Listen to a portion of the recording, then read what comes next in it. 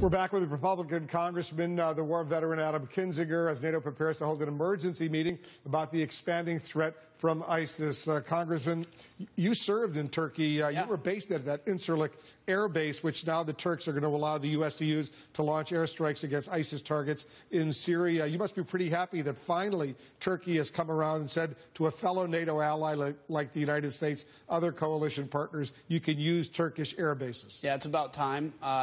Turkey has a very complicated relationship in the Middle East, and I think they were holding off on giving this because they wanted us to engage Bashar al-Assad, which I actually think we should. But Incirlik Air Base is huge, a lot of infrastructure, very underutilized. I was based out of there with the military, and in fact, I was just back there when I went into Iraq about 8 months ago, and it's going to be a perfect platform for what we need to do.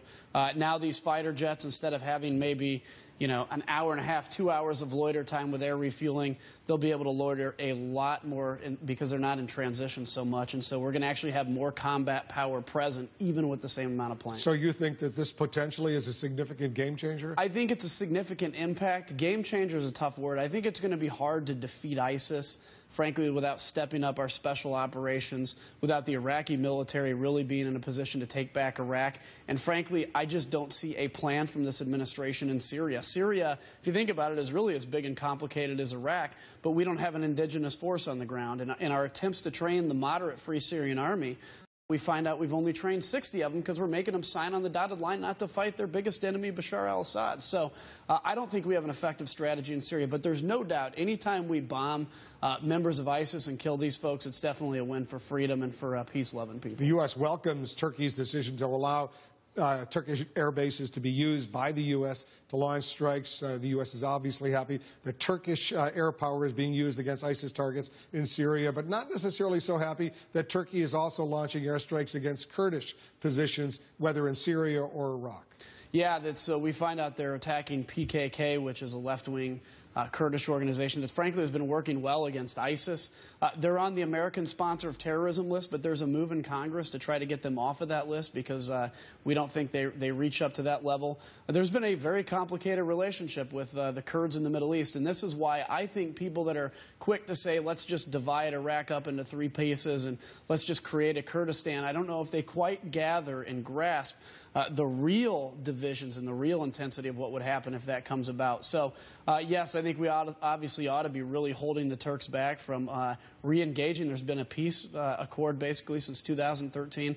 Let's focus on the real enemy right now. It's ISIS, and when we defeat ISIS, then we can get back to the talk. When we say that the Syrian president Bashar al-Assad and his regime in Damascus remains in power, is it because of the loyal forces that he has, or because of the outside support he gets, let's say, from Iran or from Hezbollah in Lebanon? I think Hezbollah and I think, frankly, Iran has, with all their investments, have kept him in power. Now, here's what's interesting. He even openly says we're losing territory. I think it's obvious that he's going to lose control. The question is, does he lose control and does he get out of power based on Western terms or based on the fact that ISIS has risen up and thrown him out? Now, there's always this belief, there's some people that believe it's a binary choice between supporting ISIS or supporting Assad. I actually argue that Bashar al-Assad not only created ISIS, creates a Syria where ISIS thrives and grows. And so I think there has to be a, hopefully, political solution to Bashar al-Assad. But at the end of the day, he's going to be gone. He'll never gain control of Syria again, at least all of Syria. And I think we have to really focus on him as part of the solution. He's applauding the Iran nuclear deal because all of the money that Iran is now going to get, the frozen assets unfrozen, and presumably Iran, if it wants to, it can give some of that money. There's no restrictions. Iran can give some of that money or provide military equipment to help Bashar al-Assad's regime. And Iran will do that. Now, you keep in mind al-Nusra, ISIS, and some of these groups. You have people that hate Bashar al-Assad so much. He killed their father, killed their family, killed their children, for goodness sake. 300,000 people have been killed over these past few years.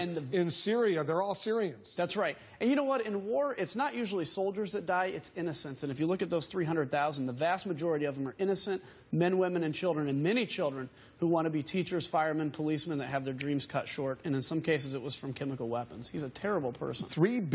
Barbara Starr, a Pentagon correspondent, said in the last year, U.S. taxpayers have shelled out $3 billion in this war against ISIS. Presumably that price tag is going to go up. Yeah, it's going to continue to go up. I will say this, it's money well spent because I think attacking them there keeps them from coming here.